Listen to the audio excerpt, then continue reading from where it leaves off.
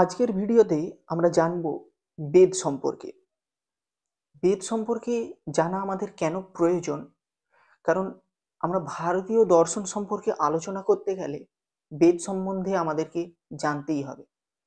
ভারতীয় দর্শন বা হিন্দু ধর্ম সম্পূর্ণ নির্ভরশীল বেদের ওপর। তাই হিন্দু ধর্ম জানতে গেলে যেমন হিন্দু দর্শনগুলি জানা প্রয়োজন, অর্থাৎ ভারতীয় দর্শন বা হিন্দু দর্শন, হিন্দু ষড়দর্শনগুলি সম্পর্কে জানার পূর্বে বেদ সম্পর্কে আমাদেরকে বেদের সাধারণ কিছু জ্ঞান থাকা প্রয়োজন। তাই আমরা আজকের ভিডিওতে আলোচনা করব বেদ সম্পর্কে। বেদের সংজ্ঞা বা বেদের লক্ষণ সম্পর্কে আমরা আলোচনা করব। তারপরে বেদের বিভিন্ন ভাগগুলি সম্পর্কে আমরা আলোচনা করব এবং শেষে বেদের সময়কাল নিয়ে আলোচনা করব।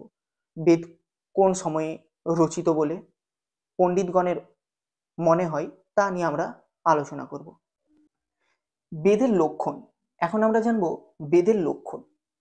যে বেদ শব্দটি বিদ ধাতু থেকে নিষ্পন্ন হয়েছে, সংস্কৃত বিদ ধাতু থেকে বেদ শব্দটি নিষ্পন্ন হয়েছে। বিদ যুক্ত অচ ইজিক্যাল টু বেদ। বিদ একটি ধাতু, অচ একটি প্রত্যয়। এই বিদ ধাতু এবং অচ প্রত্যয় যুক্ত হয়ে বেদ শব্দটি তৈরি হয়েছে। বেদ মানে হলো জ্ঞান বা পরম জ্ঞান বা যথার্থ জ্ঞান।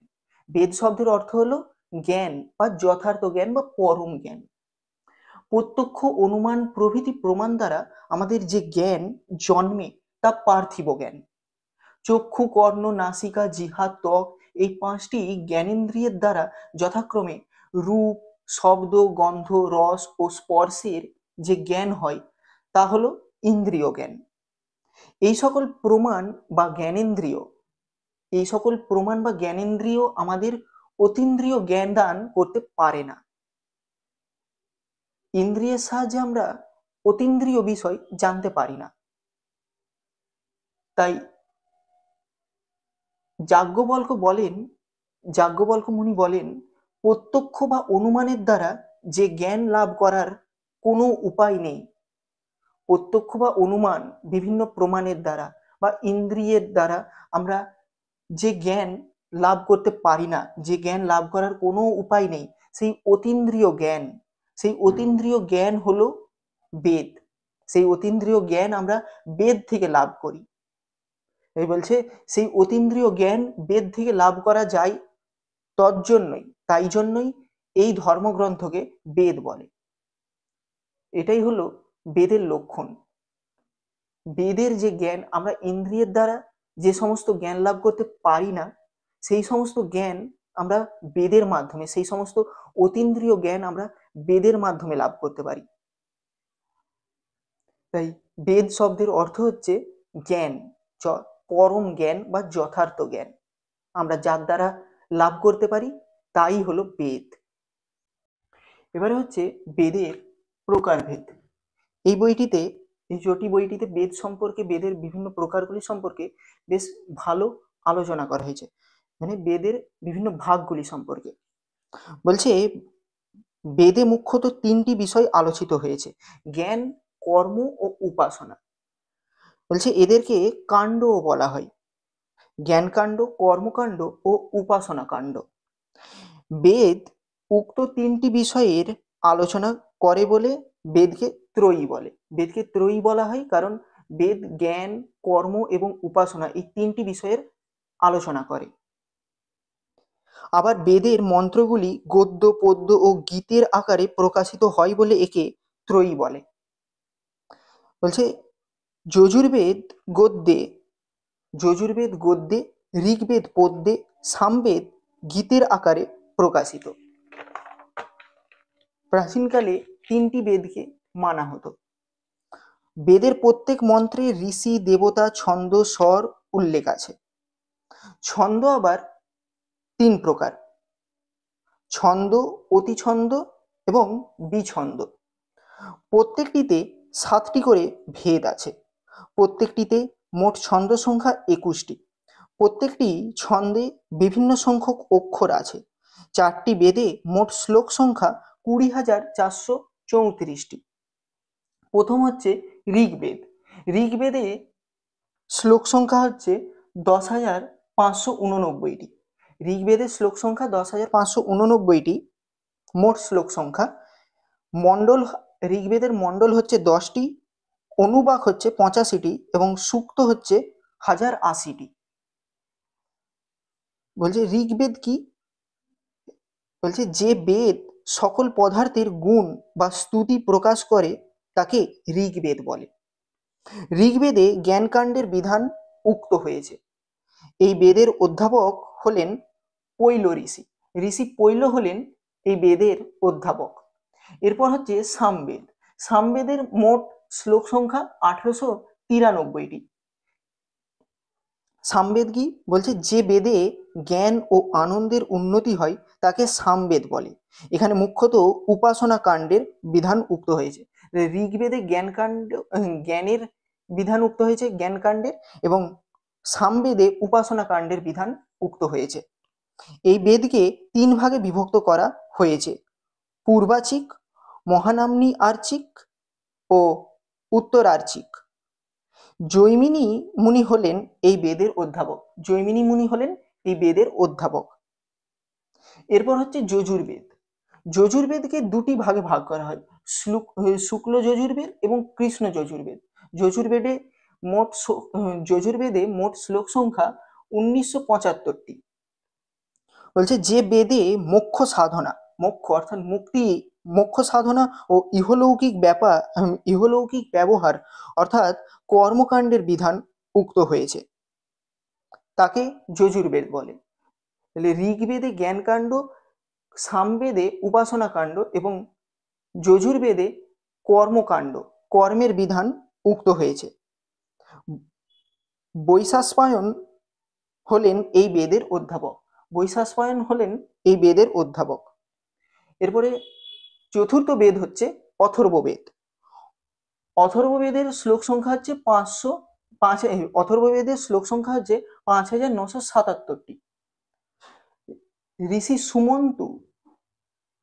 সুমন্তু মুনি অঙ্গিরা হলেন এই বেদের অধ্যাপক।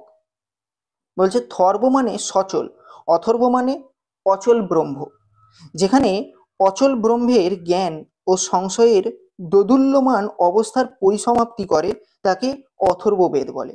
তাহলে থর্ব মানে হচ্ছে সচল আর অথর্ব মানে অচল ব্রহ্ম। এখানে ব্রহ্মের আলোচনা করা হচ্ছে।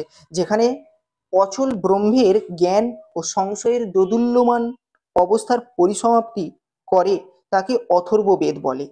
এই বেদের অন্যান্য নামগুলি হলো ছন্দ, ব্রহ্মবেদ, অর্থবাঙ্গিরস।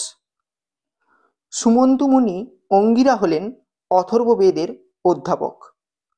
এই বেদে মোট শ্লোক সংখ্যা 5,977টি এবং কাণ্ড রয়েছে 20টি। প্রত্যেকটি কাণ্ড 34টি প্রপাঠকে বিভক্ত। এই বেদে অনুবাক 111টি, বর্গ 77টি এবং সূক্ত 731টি। এই হচ্ছে বেদের ভাগ। এবারে বেদের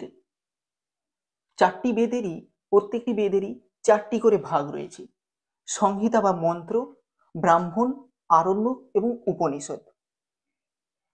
সংহিতা বা মন্ত্র এবং ব্রাহ্মণ অংশ দুটিকে নিয়ে বেদের কর্মকাণ্ড এবং আরণ্যক এবং উপনিষদ অংশ দুটি নিয়ে বেদের জ্ঞানকাণ্ড। সংহিতা কি? বলছে বেদের মন্ত্রগুলিকে সংহিতা বলা হয়। অর্থাৎ বেদ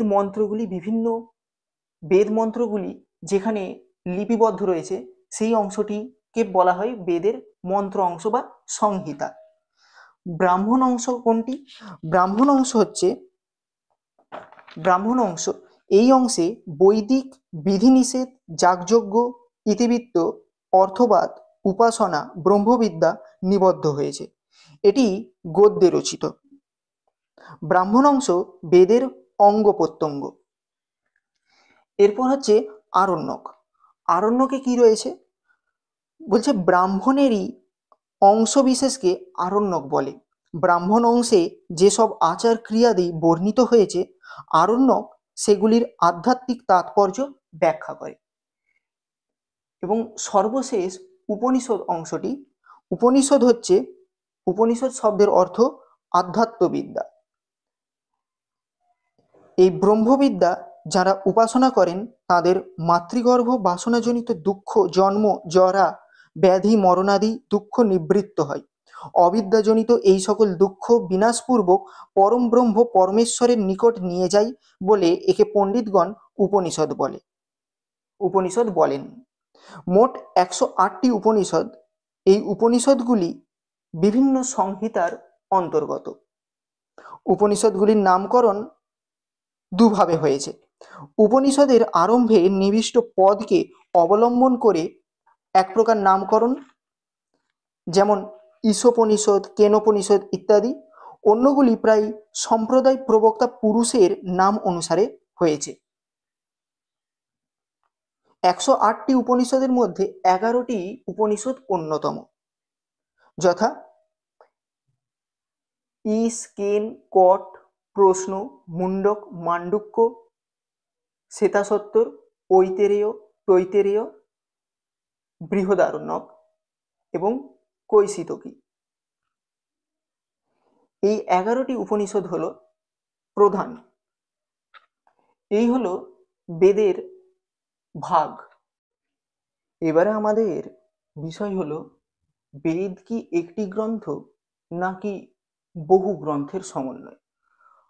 অর্থাৎ আমরা দেখি বেদের যে দুটো ভাগ রয়েছে, কর্মকাণ্ড এবং জ্ঞানকাণ্ড, মানে বেদের সংহিতা বা মন্ত্র এবং ব্রাহ্মণ, এই দুটি অংশ নিয়ে বেদের কর্মকাণ্ড, এবং আরণ্যক এবং উপনিষদ, এই দুটি অংশ নিয়ে বেদের জ্ঞানকাণ্ড। সংহিতা বা মন্ত্র এবং ব্রাহ্মণ অংশে আমরা দেখতে পাই বিভিন্ন রকম হোম, যাগযজ্ঞ প্রভৃতির বিধান রয়েছে। বিভিন্ন দেবতাদের প্রতি হোম, যাগযজ্ঞ, বিভিন্ন দেবতার যাগযজ্ঞের বিভিন্ন রকম মন্ত্রের বিধান বেদের কর্মকাণ্ডে রয়েছে। এবং বেদের জ্ঞানকাণ্ডে রয়েছে সচ্চিদানন্দ পরম ব্রহ্মের উপাসনার কথা। অর্থাৎ বেদের জ্ঞানকাণ্ডে রয়েছে যে বিভিন্ন রকম দেবতার প্রতি যে উপাসনা, তাদের যাগযজ্ঞের দ্বারা তাদের যে পূজা করা, সেই সবের কোনো প্রয়োজন নেই, সেই সব হচ্ছে বৃথা। সেই সব করলে মানুষ স্বর্গে যায় ঠিকই, কিন্তু এই সমস্ত যজ্ঞের ফলে বিভিন্ন রকম যজ্ঞ আছে, যেমন অগ্নিহোত্রাদি যজ্ঞ, সোমযাগ, বিভিন্ন রকম যজ্ঞের বিধান বেদে রয়েছে। সেই সমস্ত যজ্ঞে পশু বলির কথা আছে, পশু হত্যার কথা রয়েছে। এরকম প্রচুর যজ্ঞ কথা বেদের কর্মকাণ্ডে উল্লিখিত রয়েছে।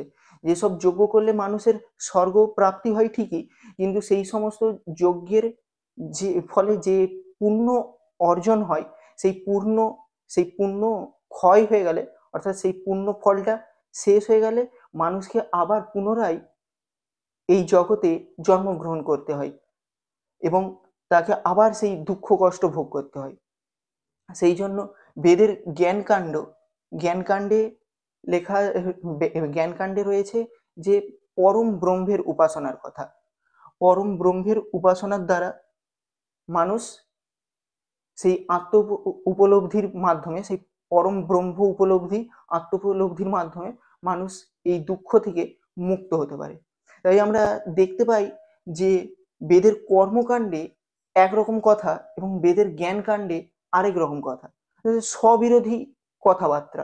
তাহলে বেদ যদি একটি গ্রন্থ হয়, বেদ যদি কোনো একজন মানুষের দ্বারা রচিত হয়ে থাকে, তাহলে বা বেদ যদি ভগবানের দ্বারা সৃষ্ট হয়ে থাকে, তাহলে বেদের কর্মকাণ্ডে একরকম কথা, বেদের জ্ঞানকাণ্ডে আরেক রকম কথা, স্ববিরোধী কথা।